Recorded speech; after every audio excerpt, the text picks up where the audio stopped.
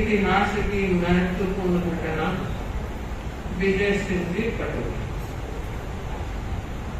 जैन शासन में अनेक क्रांतियां हुई भगवान महावीर के बाद। अनेक धर्म संप्रदायों का जन्म हुआ। उस क्रांति में एक क्रांति के पूर्वापुरुष थे आचार्य ऋषि। उन्होंने भी धर्म क्रांति की और इतिहास बताता है उसके बाद कोई धर्म क्रांति नहीं हुई, कोई नया संप्रदाय नहीं। तेरापंथ धर्म संघ नया नया उभरा था। उस समय आज जो मान सम्मान मिल रहा है नहीं, विरोध का स्वर बुलंद था और आचार्य भिक्षु को बहुत विरोध सहना पड़ा।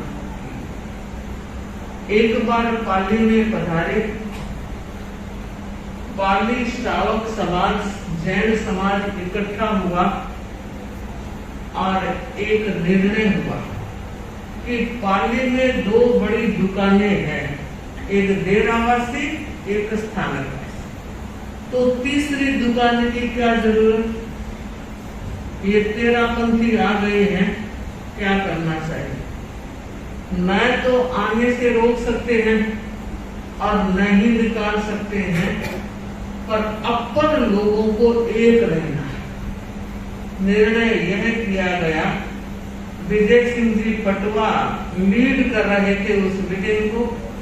वे खड़े होकर कहते हैं कि अपन में से कोई भीखंड जी के पास जाएगा नहीं, व्याख्यान सुनेंगे नहीं और अकेले बैठे कितने दिन रहेंगे, अपने आप चले जाएंगे। और कुछ व्यक्तियों की ड्यूटी लगा दो जो चेक करते रहे कि कोई उनके पास न जाए। अगर चला गया तो समाज उन पर अलग व्यवस्था करेगा। बंधुओं, 2 दिन बीत गए। स्वामी जी को पाली पधारे, माई का नाम कोई नहीं आता। बाजार में एक कटलेटी, रुई की कटलेटी दुकान थी, उस दुकान में वो विराज रहे हैं। तीसरे दिन स्वामी जी ने क्या किया, उन्होंने संतों का, देखो संतों, ये लोग आते हैं, टेढ़े टेढ़े देखते हैं, पर पता नहीं बात नहीं करते, कोई कारण। तो ऐसा करो, तुम लोग बैठ जाओ और मैं व्याख्यान करूं। संतों ने कहा, खमान दाता, हम तो आपके विचार से परिचित ही हैं, हमें आप क्या व्याख्यान दोगे, आपको मेहनत होगी और अर्थ कुछ भी नहीं निकलेगा। तो कहा, देखो तुम लोग जब बैठोगे तो मैं जोर से बोल के व्याख्यान दूंगा, आस पास वाले लोग सुनेंगे, उसका असर होगा। तो संत बैठ गए। स्वामी जी ने व्याख्यान देना शुरू किया और प्रसंग का पहला मुद्दा यह उठाया कि कोई ढीला हुए, कोई करड़ा हुए तो एक समाचारी नहीं हो सकता। एक समाचारी का मतलब, जैसे हम 6 सिंघाड़े अभी यहाँ चातुर्मास कर रहे हैं, हमारी एक समाचारी, एक साथ खा सकते हैं, रह सकते हैं, पर जिसकी समाचारी एक नहीं होती वो साथ में रह सकते। तो स्वामी जी कहते हैं कि उन साधु लोगों के और मेरे श्रद्धा में एक विपरीतता है। श्रद्धा विपरीत हो तो भी समाचारी एक नहीं रह सकते। लोगों के कान खड़े हुए कि क्या बात कह रहे हैं। स्थानकवासी संप्रदाय की यह मान्यता है कि मिथ्यात्वी जीव की कोई भी करनी पापमय। स्वामी जी ने कहा, मेरी ऐसी मान्यता है कि मिथ्यात्वी की कोई भी करनी पापमय नहीं है, धर्म करने की भगवान ने आज्ञा दी। और एक उदाहरण दिया कि एक किसान भाई रास्ते में जा रहा है और सामने संत मिल गए, तो वह हाथ जोड़ता है, वंदना करता है और पूछता है कि संत आप कहां से पधारे हो, तो बताओ। उसने जो वंदना की, क्या उसके धर्म करनी नहीं हुई? क्या उसके निर्जरा नहीं हुई? और कहते हैं दो व्यक्ति विजय सिंह जी पटवा और वर्धमान जी पिटलिया दोनों साथ साथ बैठे थे और बड़े तत्व ज्ञानी कहलाते थे। तो वर्धमान जी ने पटोजी से कहा, देखो ये बात तो ठीक कह रहे हैं, कोई भी व्यक्ति चाहे सम्यक्ति है चाहे नहीं है, अगर वर्णना करता है तो उसको धर्म ही होगा, धर्म लाभ ही होगा। तो विजय सिंह नहीं, मिथ्यात्व की करनी पूरा पाप। दूसरे दिन स्वामी जी ने कहा कि कोई भी व्यक्ति अगर सच बोलता है, माला जाप करता है, अच्छी भावना रखता है, तो भगवान की आज्ञा में है। और मैं पूछना चाहता हूँ, पहले तो सारे जीव पहले गुणस्थान में होते हैं, मिथ्या दृष्टि गुणस्थान में होता है, उसके बाद जैसे जैसे कर्म का हल्कापन आता है, क्षयोत्सम भाव बढ़ता है, दर्शन मोह ने कर्म भोगिता है, तो वो मिथ्यात्व से सम्यक्ति बनता है। अगर मिथ्यात्व की हर करनी अच्छी करनी भी पापमय होगी, तो मुझे बताओ कि फिर मिथ्यात्व से सम्यक्ति कैसे बनेगी? और मेरे पास सूत्र के प्रमाण है। ये बात कहते स्वामी जी रुके और वर्धमान जी ने कहा, विजय सिंह जी बाबू ठीक करो, अगर कोई अच्छी करनी करता है, शुभ करनी करता है, तो उसके कर्म की निर्जा होगी। तो कहा नहीं, अगर इनके पास सूत्र का प्रमाण है तो बताया क्यों नहीं? चुप क्यों हो गए? है नहीं, यूं ही फेंक रहे हैं। तो वर्धमान जी ने कहा नहीं, बाबे के पास है, लेकिन पहले क्यों बताए? कोई पूछे तो बताए, चलो अपन चलते हैं पूछते। तो कहना गलत बात, अपन ने तो निर्णय किया है कोई उनके पास जाएगा नहीं, तो अपन नियम कैसे तोड़ सकते हैं? एक काम करें, सड़क के रास्ते चलेंगे। सड़क तो किसी के बाप की नहीं, चाहे इधर से जाए चाहे इधर से जाए, तो जिधर स्वामी जी बैठे उस रास्ते से चलते हैं। और जैसे वो दुकान आएगी, अपन नीचे सड़क पर खड़े होकर तो पूछ सकते हैं। अपन पूछेंगे कि भीकर जी वो सूत्र क्यों नहीं बताए? तो कहा मैं नहीं बोलूंगा। तो ठीक है मैं बोलूंगा। तो दोनों सड़क के पास से होकर गए और वर्धमान जी ने कहा कि आपने सूत्र का प्रमाण तो नहीं दिया। तो स्वामी जी ने कहा कितने प्रमाण दूं? कई प्रमाण है। अच्छा सही बात है कि बिल्कुल तर्क वितर्क हुआ बात करते हुए, और अब विजय सिंह जी का मुंह खुला और उन्होंने कहा कि मिथ्यात्व की करनी धर्ममय नहीं हो सकती। और स्वामी जी ने जब सूत्र की बात कही, कई प्रमाण दिए, तो उन्होंने कहा तो इतने इतने आचार्यों के ध्यान में क्यों नहीं आया?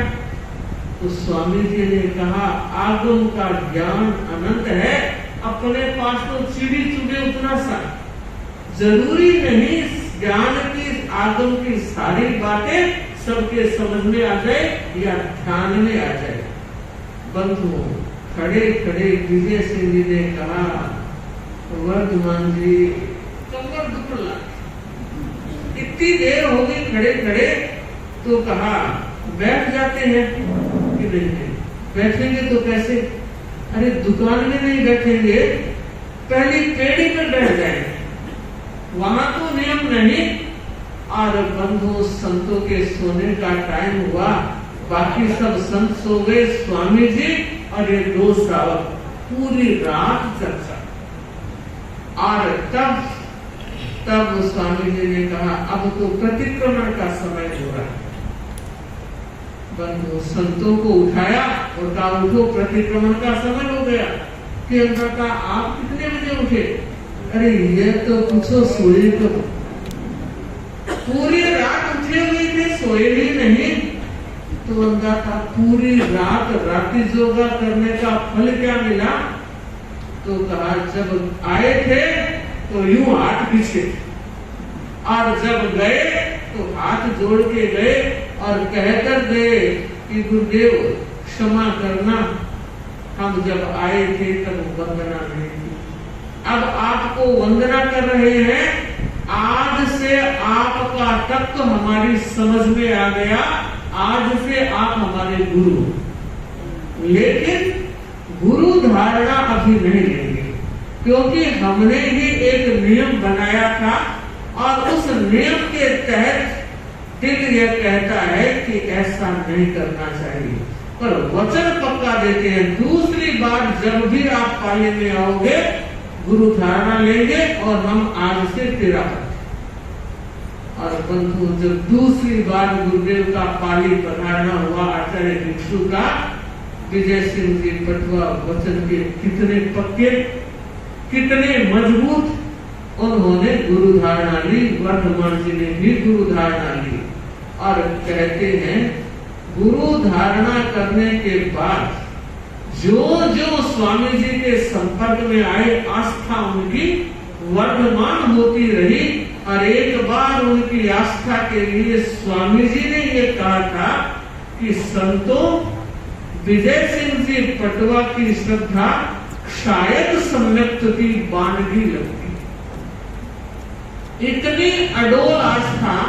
आशुकरण जी डांगी पाली के एक श्रावक थे, उन्होंने विजय सिंह जी से कहा, पटवू जी आज मैंने विगण जी को दरवाजा खोलकर दुकान में रहते हुए देखा और दरवाजा खोलकर भोसड़ी जाते हुए देखा। पटवू जी ने कहा कोई और कहता तो मान लेता, डांगी जी आपकी बात नहीं मानूंगा। क्यों? क्योंकि आप तेरा पंथ के लिए कभी सच बोलते हैं। यह बात जब स्वामी जी के पास पहुंची तो कहा विरोधी तो कैसा भी आरोप लगा सकता है, मगर एक श्रावक होने के नाते श्रावक की श्रद्धा बोलनी चाहिए। यह है पटवू जी की श्रद्धा। वे पटवू जी सांवरियन शिवराज जोधपुर दरबार में, सांवरियन शिवराज जोधपुर दरबार में, तो कटो जी पूरी बाजी ले जा जियो, भिक्षु भिक्षु भिक्षु मारी आत्मा पुकार है, भिक्षु में साचो पर चौपायो जियो। उस घटना का जिक्र करना चाहूंगा।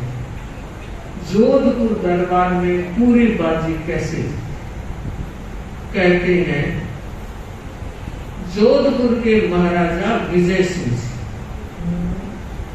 उन्होंने अपनी बेटी की शादी तय की और खजाने को देखा। भंडारी ने बताया कि शादी में खर्चा ज्यादा होगा और रकम कम, क्या किया जाना चाहिए? तो कुछ उमराव और मुसद्दी जो बैठे थे, कहा इस समय पाली में धन बरस रहा, बहुत अच्छी मंडी थी, उपजाऊ मंडी थी, ख्यातनामा थी, तो कहा पाली भेज दिया जाए, वहां के साहूकार दे दे। 2 हाकिमों को भेजा गया और एक पत्र लिखा गया कि 1 लाख रुपया पाली के साहूकार चाहे सरकार की मदद मांग कर दे दे और चाहे चंदा मांग कर दे दे, पर 1 लाख रुपया दे।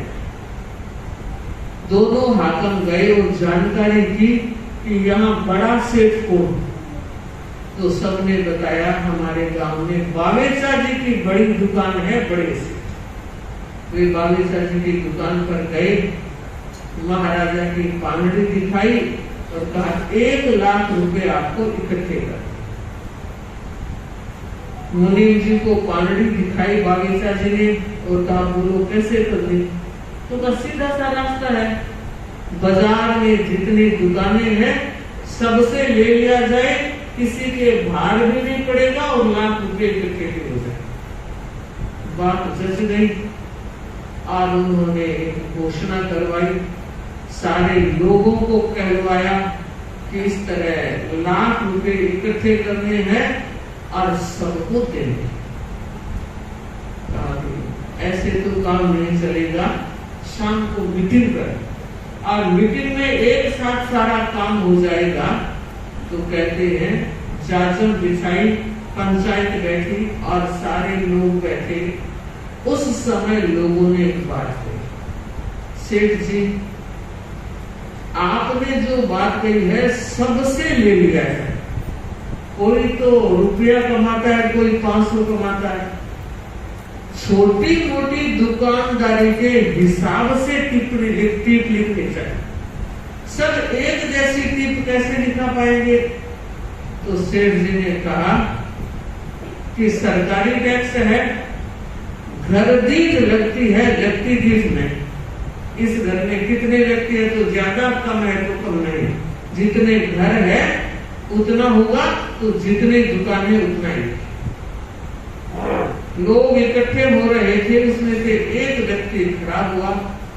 आज उसने कहा कि अपने गांव में बड़े पंच है विजय सिंह जी पटवा, वो अभी नहीं आए, उनको बुलाना चाहिए। तो सेठ ने कहा वो आकर क्या न्याय कर देंगे कि नहीं नहीं बुलाओ उनको। तो कहा वो जब आए तब तक अपन टिप लिखना शुरू तो करें कि नहीं, पहले बड़े पंच आएंगे उसके बाद लिखेंगे। तो कहा सेठ ने कि क्या वो अकेले दे देंगे कि नहीं, कोरम होते हुए भी मीटिंग स्थगित कर दी। एक व्यक्ति को भेजा कि जाओ विजय सिंह जी पटवा को बुलाकर लाओ। उनका नियम था सामायिक का, टाइम सामायिक में थे, और जाकर भाई ने कहा वो तो अभी सामायिक में बैठे। सेठ को बड़ा खराब लगा, आया नहीं, और तब तक 150 व्यक्ति उनके घर पहुंचे। और जैसे ही सामायिक आई और उन्होंने कहा पटवा जी आप हम छोटियों का ध्यान रखना, बड़े तो बड़ों के काम आते हैं, छोटे सबके काम आते हैं। इस तरह जो बावेचा जी ने व्यवस्था की है वो जमेगी नहीं, आप हमारा ध्यान रखें। और बावेचा जी की दुकान पर जब विजय सिंह जी पटवा पहुंचते हैं तो 100-150 व्यक्ति उनके साथ। सेठ ने देखा ये तो थोड़ा बना कराएंगे, जबकि कोई बात नहीं थी, सहज में हो गया।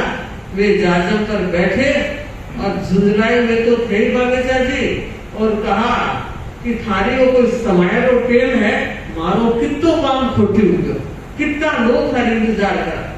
कुछ बोले बंधु, एक गर्म हो दूसरा न बोले, ये बहुत बड़ी साधना है। और उन्होंने तब कहा कि लो लिखाना शुरू करो, 1 लाख रुपए जोधपुर महाराणा को देने हैं और टीप लिखा। उस समय विजय सिंह जी ने कहा सेठ आपको थोड़ा सा चिंतन करना चाहिए, टीप एक जैसी नहीं, छोटे बड़े के मुताबिक टीप होनी चाहिए। और ये बात सुने लोगों ने कहा विजय सिंह जी पटवा की जय। और जयकारा क्या लगा, सेठ जी के आग लगी। तो झुंझलाए हुए तो थे ही, और कहा था तेरा पंथारो गुस्सो बार नहीं था, थे तो देने में पाप मानो। अब पटवा जी से राने गए, उन्होंने कहा देखो सेठा, धर्म संप्रदाय अलग है और ये सामाजिक काम अलग है। हम तो पाप मानते हैं मगर आप तो धर्म मानते हो ना। ये लोग धर्म पाप की चर्चा सुनने के लिए नहीं आए हैं, अपना अपना काम छोड़कर आए हैं। तो अपन को लिखाना चाहिए मुताबिक व्यक्ति के। और उनको इतना गुस्सा आया, जो पानड़ी हाथ में थी ना वो पटक गई, जब खेल जाता था काम जाने लिखना चाहिए। और बंधु विजय सिंह जी पटवा ने वो पानड़ी हाथ में ली, भिक्खू श्याम का नाम याद किया और उनके प्राणों में बसा हुआ यह नाम था। कहते हैं घर से बाहर निकलते तो पहले भिक्खू श्याम भिक्खू श्याम भिक्खू श्याम जपते, फिर पैर बांधते। जब भी दुकान खोलते तो पहले भिक्खू श्याम भिक्खू श्याम भिक्खू श्याम, फिर दुकान खोलते। और कोई भी कठिनाई आती तो पहले भिक्खू श्याम उनके मुंह पर आता। तो तो उन्होंने भिक्षु स्वामी को याद किया, पानड़ी हाथ में ली और उन्होंने उस पर लिख दिया 50,000 रुपए विजय सिंह कटोच। और क्या कहा, लो सेठ जी आप तो धर्म समझो लेना है, मैं तो सामाजिक दायित्व समझ, आपका सम्मान रहे इसलिए मैंने नीचे वाली पंक्ति में लिखा, ऊपर वाली पंक्ति आपके लिए खाली छोड़ी। और लोगों ने कहा कटोच जी की जय। पानड़ी लेते ही हाथ कांपने लगा। अब अगर 50,000 लिखूं तो अच्छा नहीं लगेगा, और उन्होंने 51,000 लिखे, पर एक ने भी जय नहीं बोली और कहा सेठों को तो पहले लिखना चाहिए था, बाद में। दो बात बंधुओं अब घर आए नहीं, सीधे दुकान गए। दुकान में जितनी नकाम थी सारी इकट्ठी की, उसके बाद जिससे लेना था वो मंगाया, उसके बाद यार दोस्तों से कुछ उधार लिया, उसके बाद भी रकम पूरी नहीं। जब घर आए तो धीमी चाल थी, चेहरा उदास था, फोटो पर फेफड़ी चल गई। पटवन जी के पास समाचार पहले पहुंच गए थे और उन्होंने कहा सेठ जी आज तो तेरापन का नाम ऊंचा करके आए हो, या यह कमजोरी किस बात की? तो कहा कह तो दिया, लिख तो दिया, पर हुआ नहीं, तो बैठो अब हो जाएगा। आप मुझे जो खर्च खाता देते हो मैं हर महीने बचाती हूँ, और वो एक टूटी हुई पेड़ी थी, आप पकड़ो मैं पकड़ती हूँ, लेकर बांट जाते। उसको खाली किया, 3,000 चांदी की सिक्के। तो अच्छा 3,000 मिल गए, फिर काउंटिंग की अभी बाकी पड़ा। मैं कहना चाहती हूँ उस समय विजय सिंह जी पटवा के मन में आया कि मैं इकट्ठा नहीं कर सकता, अब जाकर बाबे चाची को कह देते हैं नहीं हुआ अब आप ही करो।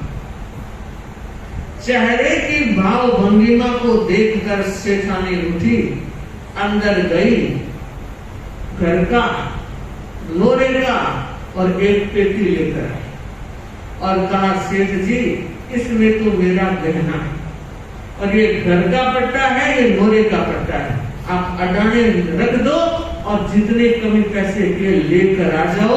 स्वामी जी का नाम है, स्वामी जी का नाम आपने ऊंचा रखा है, तेरापन का नाम ऊंचा रखा है, तो बाबा आपका नाम ऊंचा रखे।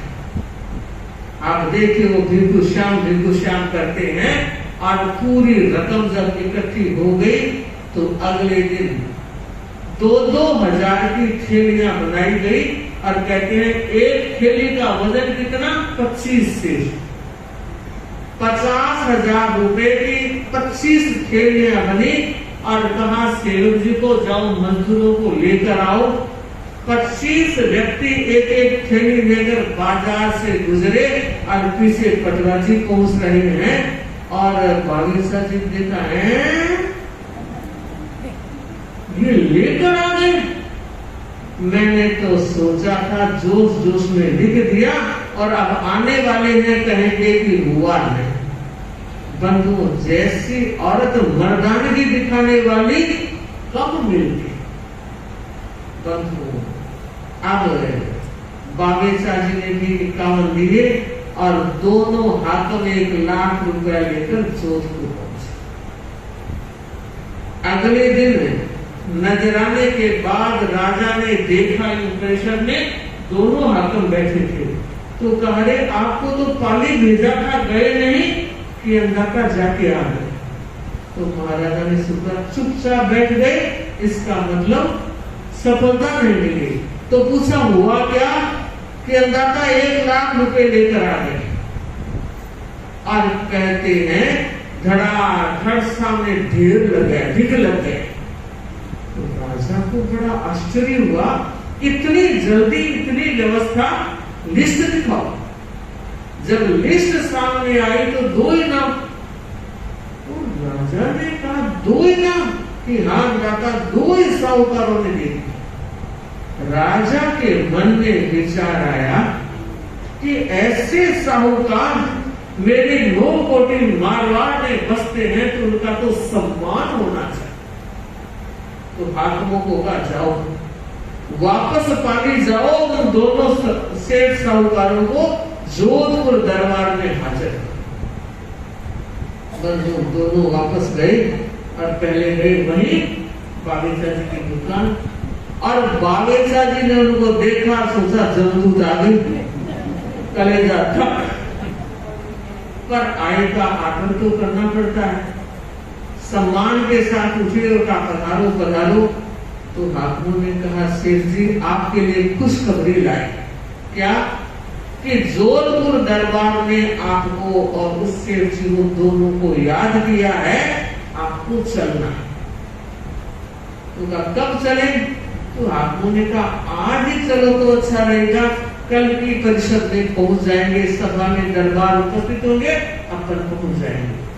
और बंधु बागेचा जी तैयार, वो शेरवानी पहनी, वो कड़ा पहना, वो छड़ी हाथ में ली, पेचदार पगड़ी बांधी, गले में हीरे का हार, मोरडिया मोतियों का हार, बड़े बड़े पन्नों का हार, और सोच रहे हैं कि छड़ी चपरास तो सारा बख्शिश है ही, अब राजा के दरबार में जाते हैं वो देखो क्या है। बात जब विजय सिंह जी पटवा के पास पहुंची कि आपको याद किया है और पधारना है, वे अपनी शादी वेशभूषा में तैयार हुए, पगड़ी मुठीदार जरूर बांधी, और पत्नी ने पूछा सेठा आज कितना बेगा किया? सेठा ने उन्दर कामरा उन्दर परिणाम दिया। अरे भूयो के बिल्कुल श्याम बिल्कुल श्याम बिल्कुल श्याम घर को बुलाओ आके। ए रावड़ा बावड़ा हुआ पतो नहीं, अब आप तो 50,000 का लाख में तो कर से आके तो कल चिंता रो काम को नहीं, बाबुलिया को सरनो है वो नाम ऊंचा रखेगा, आप तो छाती ठोकर पता। और जब रवाना होने लगा तो सेठा ने सीख दी। क्या सीख दी? सब कुछ तो दे दिया था, पर याद आया चांदी का एक कलदार बचा, तो वो सेठ जी को दिया, और सेठ जी ने सोचा न्याय कर दिया। खाली हाथ राजा के पास जाना पड़ता, वरना नजराने के काम आ जाए। और बंधु दोनों सेठ जब जोधपुर दरबार में उपस्थित होते हैं, और महाराजा ने हाकिमों से कहा कि वो साहूकार आ गए कि हाँ दाता आ गए, तो उनको आगे लेकर सह सम्मान आगे बुलाया गया, एक आसन दिया गया, दोनों वहां बैठे। पटवा जी तो कहते हैं बिल्कुल श्याम बिल्कुल श्याम बिल्कुल श्याम लाल रखे। और बंधु उस समय पहले बागेचा जी ने राजा जी को नजराना किया, सोने की गिन्नी राजा को भेज।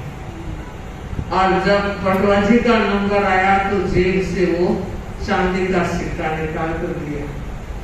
बागेचा जी को बहुत बुरा लगा, पर किसी की देखा देखी थोड़ी, जो होगा वो भी भेंट किया जाएगा। दोनों गए। अब पहले महाराजा विजय सिंह जी ने बागेचा जी को आगे बुलाया और पूछा सेठा और हाल के है के धंधो करया करो, क्या काम चला है? और उन्होंने बड़ा चढ़ा के कहा कि रुई का बड़ा धंधा है, अमल का धंधा है, कानचून का धंधा है, कपड़े का धंधा है। एक दुकान मुंबई में है, एक दुकान हैदराबाद में, एक दुकान कच्छ मांडवी में। और मन में सोच रहे हैं कि और तो सब बख्शीश है ही, आज अंदाता जगात बख्शीश कर दे तो 51,000 रुपया ले। अच्छा इतना बड़ा धंधा है आपका कि आपकी मेहरबानी। बैठ गए। अब बारी आई कठोर जी की, वो तो बैठे बैठे भिक्खू श्याम कर रहे थे। और बंधु जब पूछा कि सेठ जी आपरो परिचय, कि अंदाता एक छोटी सी गोटे किनारे की दुकान लामदा है कोनी सुख जो खावा शांति सुवा छोटो धंधो छोटो काम आराम रवा और बाबा भिखुरो प्रताप है आनंदी आनंद समझ को ले इन्ना 50,000 रुपया और इन्ना ही तो छोटो था। तो महाराजा ने पूछा पटुआ जी फिर 50,000 कहां से आए? कि ये तो गुरुदेव का प्रताप है आशीर्वाद है भिखु श्याम का शरणा है हो गया। अरे फिर भी बताओ हुआ कैसे? भिखु श्याम ने बरसात कर दी कि अंदाता ऐसा ऐसा नहीं बताना पड़ेगा मुंह खोलना पड़ेगा। और तब कहा अंदाता आपसे क्या छिपाएं? कुछ रुपया दुकान से निकाला कुछ जहां लेना था उनसे मंगाया कुछ मेरे यार दोस्तों से मैंने सहयोग लिया। अंदाता फिर भी कम पड़ा। पत्नी ने जो बचत खाता था उसमें से 3,000 निकाल कर दिए फिर भी अंदाता पूरे नहीं हुए। तब औरत के गहने घर का पट्टा और नोरे का पट्टा अडाने रख करके बची हुई मुझे लेकर आए और 50,000 के हैं और बैठ गए भिखु श्याम भिखु श्याम भिखु श्याम भिखु श्याम। और बंधु उस समय महाराजा विजय सिंह जी ने सोचा कि ऐसे व्यक्ति भी हमारे राज्य में है। तो पटुआ जी ने कहा अंदाता और कमाएंगे और खाएंगे। पत्नी ने ये कहा है कि सेठ जी चिंता मत करो परिग्रह कम हुई अवेर मिट्टी आराम धर्म ध्यान कर श्याम मोटो कमाशो मोटो खाशा कोई चिंता की बात नहीं। राजा जी ने काम पड़ा आपा भी प्रजा में रवा और एक वक्त काम नहीं आया तो कद काम। राजा सुनकर बाग बाग हो गए। उन्होंने कहा हमारे राज्य में ऐसे लोग बैठते वे तो भिखु श्याम कर रहे हैं। और इधर विजय सिंह जी रवाना ने क्या कहा कि ये सेठ जी तो बड़े सीधे कभी इनसे लिया जा सकता है। हाकम जी एक काम करो ये 50,000 इनके वापस लौटा और बाबे चाची में इतना बड़ा काम में कोई फर्क नहीं पड़ेगा ये 50,000 स्वामी जी की जय बोलते हुए और चेहरे की प्रसन्नता और कहते हैं बाबे चाची को आखिर देना पड़ा 1 लाख रुपया उनका गया। और इस तरह जोधपुर के दरबार में सामरिया जोधपुर